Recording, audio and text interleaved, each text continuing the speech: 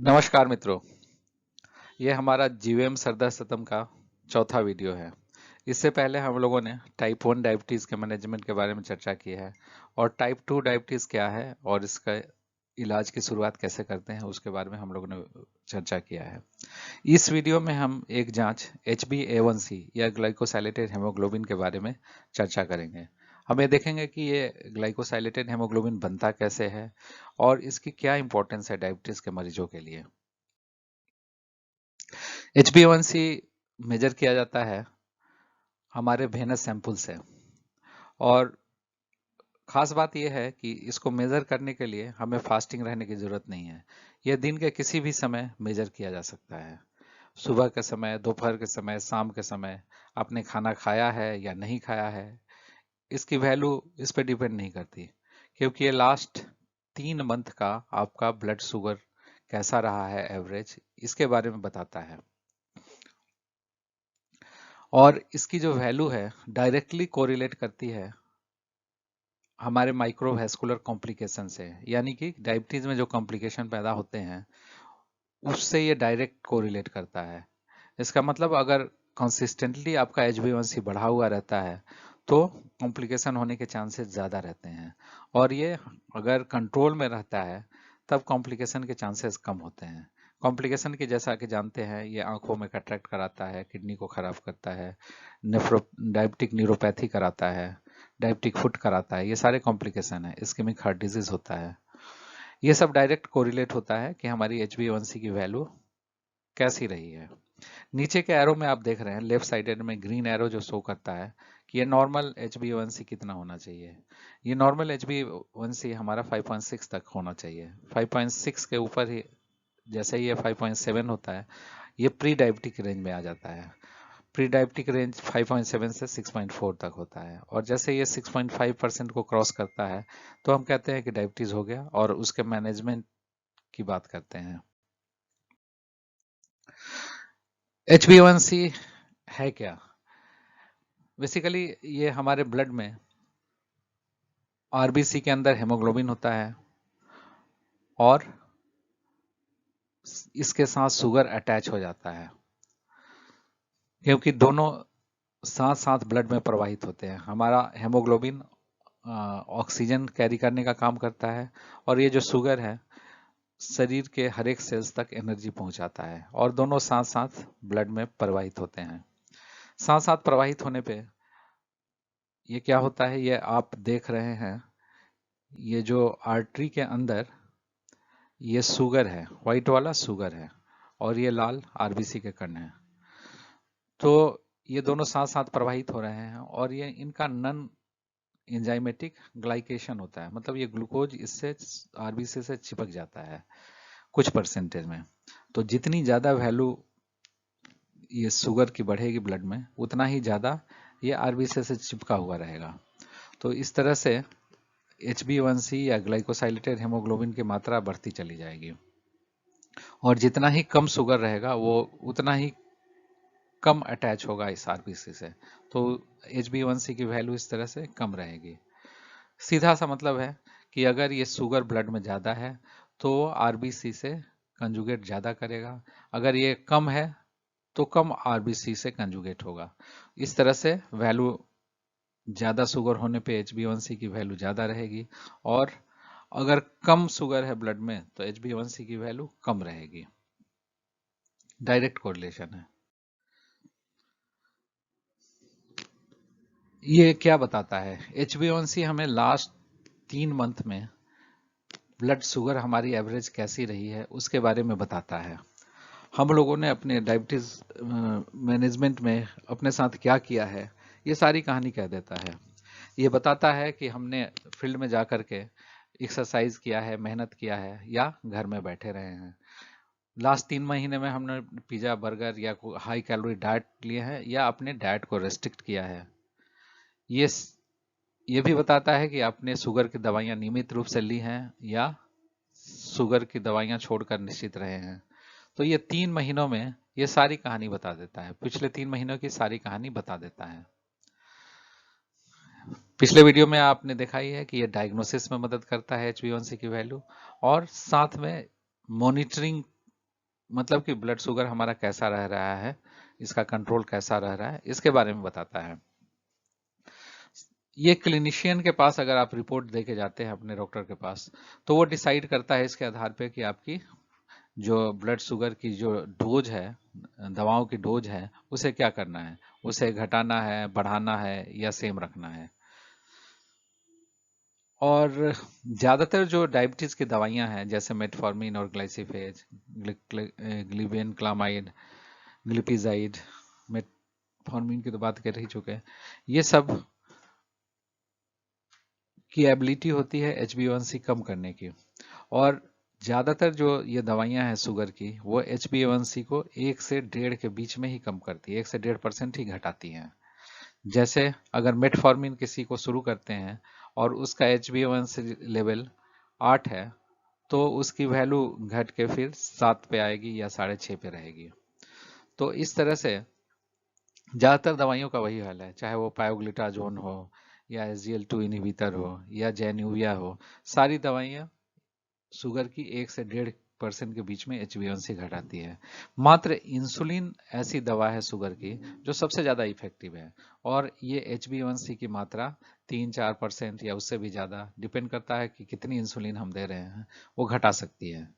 उसके अलावा जो भी दवाइयाँ हैं सारी सारी की सारी HbA1c को 1 से 1.5% ही कम करती हैं।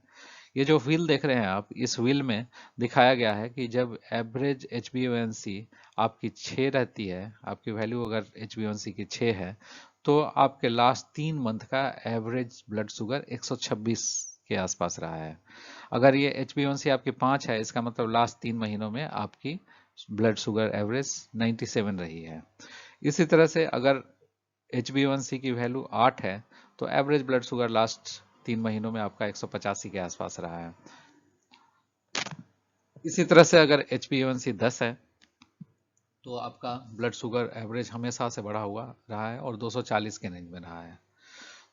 तो HbA1c का जो वैल्यू है डायरेक्टली कोरिलेट करता है लास्ट के 3 मंथ के एवरेज ब्लड शुगर से। अब क्लिनिशियन या आपका डॉक्टर ये डिसाइड करेगा HbA1c वैल्यू पे कि आपको कितनी दवाइयों की ज़रूरत है। एक फास्टिंग ब्लड शुगर या एक पोस्ट प्रेंडियल ब्लड शुगर ये डिसाइड नहीं करता कि आपको कितनी दवाओं की ज़रूरत है। उसके लिए हमेशा HbA1c की रिक्वायरमेंट होती है। अगर आपकी HbA1c 7 से 9 के बीच में है, तो एक OHA यानी ओरल हाइपोग्लाइसेमिक एजेंट या एंटी डायबिटिक ड्रग की ज़रूरत है। सबसे पहली जो दवा हम शुरू करते हैं वो मेटफॉर्मिन या ग्लाइसिफेज होती है। लेकिन यही वैल्यू अगर 9 से 10 के बीच में है, तो कम से कम 2 OHA की ज़रूरत पड़ेगी। उसमें पहला तो मेटफॉर्मिन, आप सब जानते हैं कि पहली दवा मेटफॉर्मिन होती है। उसके बाद दूसरी दवा हम कुछ भी दे सकते हैं। दूसरी दवा में एमेरिल हो सकती है, ग्लिक्लाजाइड हो सकती है, वोगलिबोज हो सकती है, लीनाग्लिप्टिन हो सकती है, या फिर SGLT2 इनहिबिटर जो नई दवाएं आई हैं वो हो सकती हैं। लेकिन जब ये HbA1c की वैल्यू जैसे ही 10 या उसके ऊपर होती है, तो ये एडवाइजेबल है कि इंसुलिन शुरू की जाए। इंसुलिन एक बेसल डोज के रूप में देते हैं और साथ में ओरल हाइपोग्लाइसेमिक एजेंट उसके साथ साथ देते हैं। बहुत सारे मरीज मना करते हैं इंसुलिन लेने के लिए, उनकी तरफ से रेजिस्टेंस आता है, क्योंकि एक प्रिक लगाना कोई नहीं चाहता, कोई भी नहीं चाहता कि इंसुलिन का इंजेक्शन लगे। इंसुलिन केवल आज के दिन में इंजेक्शन के फॉर्म में ही आती है, ये टेबलेट के फॉर्म में नहीं आती है।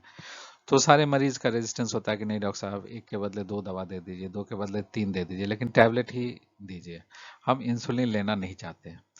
और साथ ही इंसुलिन में एक रिस्क होता है हाइपोग्लाइसीमिया का। तो डॉक्टर भी सोचता है कि चलो भाई ठीक है, अगर मरीज इतनी जिद करता है तो हम 2 के बदला 3 दवा ही दे दें और इंसुलिन शुरू नहीं करते। लेकिन ये हमेशा से एडवाइजेबल है कि अगर HbA1c आपके 10 के ऊपर है तो इंसुलिन शुरू करनी चाहिए। हो सकता है 3 महीने के बाद आपको इंसुलिन की रिक्वायरमेंट ना हो और टैबलेट पे आप आ जाएं। लेकिन शुरू में इंसुलिन देने का ये फायदा होता है कि आपकी लॉन्ग टर्म डायबिटीज का कंट्रोल काफी अच्छा रहता है। जैसा आप इस फोटो में देख रहे हैं कि ये टी शर्ट इन महाशय को फिट नहीं आएगा। इसी तरह से जैसे कि हर मनुष्य को अलग अलग कपड़े फिट आते हैं, उसी तरह से हर मनुष्य का HbA1c टारगेट भिन्न भिन्न होना चाहिए। ये डिपेंड करता है कि उसकी उम्र क्या है, कोमॉर्बिड कंडीशन मतलब उसके साथ साथ और कौन सी बीमारी है, और हाइपोग्लाइसीमिया का रिस्क है या नहीं। थोड़ा सा हाइपोग्लाइसीमिया के बारे में आपको बता दूं। हाइपोग्लाइसीमिया का मतलब होता है ब्लड शुगर की वैल्यू 70 मिलीग्राम पर डेसीलीटर से कम। 70 मिलीग्राम पर डेसीलीटर से कम होने पे वैल्यू को हम हाइपोग्लाइसीमिया कहते हैं। और इसका ये रिस्क है कि जैसे ही शुगर की वैल्यू नीचे की ओर चली जाती है, जैसे 30 या 40 पहुंच जाती है, तो उसमें खतरा होता है कि मरीज बेहोश ना हो जाए, क्योंकि ब्रेन को शुगर की सप्लाई कम हो जाती है। साथ ही दौरे पड़ने की संभावना बढ़ जाती है। तो सारे क्लिनिशियन का ये टारगेट रहता है कि किसी मरीज को हाइपोग्लाइसीमिया ना हो, क्योंकि हाइपोग्लाइसीमिया का एक्सपीरियंस बहुत ही खराब होता है। और हर एक क्लिनिशियन बचना चाहता है, अपने मरीज को बचाना चाहता है कि उसे हाइपोग्लाइसीमिया ना हो। इसीलिए जो दवाइयां ऐड की जाती है शुगर की, स्टेप वाइज की जाती हैं। एकाएक 2 या 3 दवा नहीं दे दी जाती। धीरे धीरे हम स्टेप अप करते हैं दवाइयों को, ताकि मरीज को हाइपोग्लाइसीमिया ना हो। साथ ही एडवाइजबल है कि जो भी मरीज हाइपोग्लाइसीमिया फेस करते हैं, उन्हें अपने पास शुगर रखना चाहिए हमेशा, ताकि जब भी उस तरह के सिम्टम आए तो अपने आप शुगर ले लें और ब्रेन डैमेज या बेहोशी से वो बच सके। तो अंत में हम देखते हैं कि हमारा टारगेट HbA1c कैसा होना चाहिए। ये किस पे डिपेंड करेगा? ये डिपेंड करेगा एज पे और कोमॉर्बिड कंडीशन में। ये 3 एज ग्रुप आप देख रहे हैं। हालांकि ये फेमस कैरेक्टर हैं जेठालाल जी, इन्हें डायबिटीज नहीं है, लेकिन अगर इस एज ग्रुप में रहेंगे तो इनकी HbA1c टारगेट क्या है? इसे भी डायबिटीज नहीं है, जस्ट ये मैंने शो करने के लिए यंग एज ग्रुप रखा है।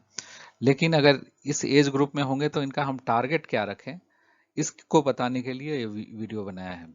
अगर यंग एज है, 30 इयर्स के आसपास है या उससे कम एज है, तो हमारा target stringent tight control of blood sugar का रहेगा, ताकि इनकी जो लाइफ एक्सपेक्टेंसी है 30 साल 40 साल जीना है, तो इसकी जरूरत है कि सबसे कम HbA1c रखा जाए, ताकि कॉम्प्लिकेशन डायबिटीज के कम से कम पैदा हो।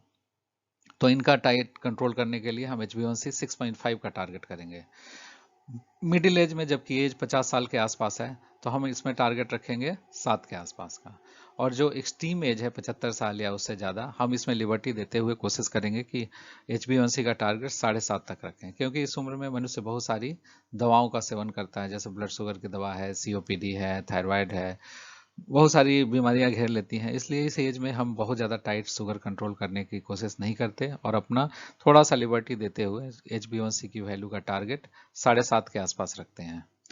तो अब तक आप समझ गए होंगे कि जो HbA1c की वैल्यू है हमें कितनी फिक्स करनी है, अपने लिए इंडिविजुअल अलग अलग टारगेट सेट करना है, HbA1c बनता कैसे है, और ये कैसे ब्लड शुगर को मॉनिटर करता है, और साथ ही अगर HbA1c की वैल्यू इतनी है तो कितनी दवाइयों की ज़रूरत पड़ती है। छोटी छोटी चीज़ों के लिए आप खुद समर्थ हैं अपना डायग्नोसिस और मॉनिटरिंग करने के लिए। अगर इसके बावजूद भी कोई क्वेरी है तो आप मैसेज बॉक्स में डाल सकते हैं, मैं उनका जवाब दूंगा। और आगे आने वाले वीडियो में, अगले वीडियो में हम लोग टाइप 2 डायबिटीज़ मैनेजमेंट फिर से शुरू करेंगे। उसमें शुरू में एक्सरसाइज और डाइट के बारे में बात करेंगे, फिर उसके बाद ओरल हाइपोग्लाइसेमिक एजेंट की बात करेंगे, और फिर अंत में इंसुलिन पे चर्चा करेंगे। धन्यवाद दोस्तों, स्टे सेफ, थैंक यू।